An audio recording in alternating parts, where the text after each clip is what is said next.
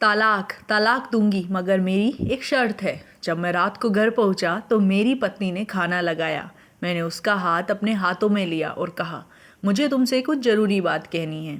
वो शांत बैठकर खाना खा रही थी। उसकी आंखों में कुछ दर्द सा साफ नज़र आ रहा था। अचानक मुझे नहीं पता कैसे कहूँ, मगर मुझे उसे बताना ही था। मैंने बड़ी शांति से कहा, मुझे तलाक चाहिए।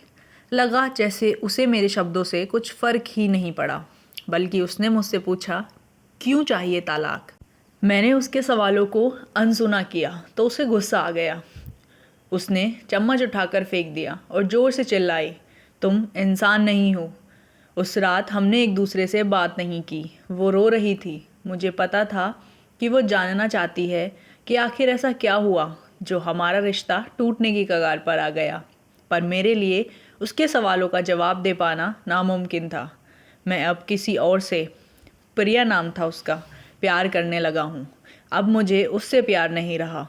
मैंने उसे उसके बरसों के प्यार की सज़ा दी थी। भले मन से मैंने तलाक के पेपर तैयार किए। उसमें लिखा था कि वह पूरा घर, कार, कंपनी की 30% शेयर ले सकती है इस तलाक के बदले में। लेकिन उसने उन पेपर्स को देखा और उनके टुकड़े टुकड़े कर दिए। वो औरत जिसने मेरे साथ जीवन के 10 साल बिताए थे, वो आज मेरे लिए अनजान हो चुकी थी। मुझे इन 10 सालों का जो उसने मेरे लिए बर्बाद किए, मगर मैं क्या करूं? जो हो चुका उसे मैं बदल नहीं सकता था, क्योंकि मैं किसी और से अपनी पत्नी से भी ज़्यादा प्यार करने लगा था। आखिरकार उसके सब्र का बांध टूट गया और वो फूट फूट कर मेरे सामने रोने लगी। मेरे लिए उसका रोना एक तरह से उसकी रिहाई की तरह था।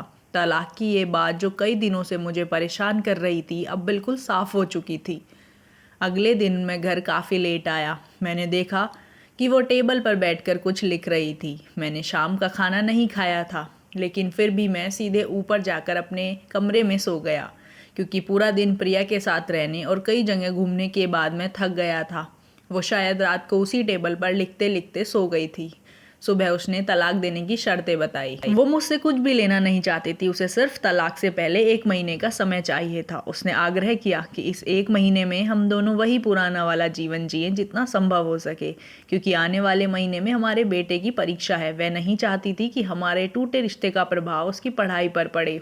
मुझे भी यह ठीक लगा, मगर वो कुछ और भी चाहती थी। जैसे शादी के दिन मैं उसे उठाकर अपने शयन कक्ष तक ले गया था, उसी तरह हर रोज़ 1 महीने तक मैं उसे शयन कक्ष से उठाकर मुख्य द्वार तक लाऊं। मैंने प्रिया को अपनी पत्नी की सभी शर्तें बताई। वो हंसने लगी। उसे लगा मेरी पत्नी कितने भी तरीके से अपना तलाक होना तो तय है। मेरी पत्नी और मैं किसी से भी इस दौरान नहीं मिले थे, लेकिन उस दिन जब मैं उसे पहली बार उठाकर गेट तक लेकर गया तो हम दोनों काफ़ी अजीब महसूस कर रहे थे। पीछे से हमारा बेटा भी खिलखिलाकर खुश हो रहा था। अगले दिन यह काम थोड़ा सामान्य लगा और आसान हो गया। वह मेरे सीने से लगी थी और मैं उसकी खुशबू महसूस कर रहा था। ऐसा लगा जैसे कई दिनों बाद मुझे खुशबू मिल रही थी, या फिर कई दिनों से मैंने उसके होने का महसूस ही नहीं किया था। पहले जितनी उसमें वो कसाव नहीं था और चेहरे पर हल्की कुछ झुर्रियाँ नज़र आ रही थी और बाल भी सफ़ेद होने लगे थे। ये वही औरत थी जिसने अपने जीवन के 10 साल मुझे समर्पित किए थे। चौथे दिन जब मैंने उसे उठाया तो वो पुरानी रोमांच लौटने लगी थी। 5वें और 6ठे दिन वो पुराना प्यार फिर जागने लगा। मैंने प्रिया को इस बारे में कुछ नहीं बताया था। अब उसे उठाना और आसान हो गया था। शायद हर रोज़ यह सब करने का मैं आदी हो गया था। यह एक दिन वह अपनी पसंद की साड़ी निकाल रही थी, लेकिन कुछ खास नहीं ढूंढ पाई। उसने सांस भरते हुए कहा कि उसके सारे कपड़े बड़े पड़ने लगे। तब मुझे पता चला कि वह काफ़ी दुबली हो गई है और इसीलिए मैं उसे आसानी से उठा पा रहा था। मेरे दिल को एक झटका सा लगा। उसने अपने दिल में काफ़ी सारा दर्द छुपा रखा था। पता नहीं कैसे मैं आगे बढ़ा और उसके सर को छूकर देखा।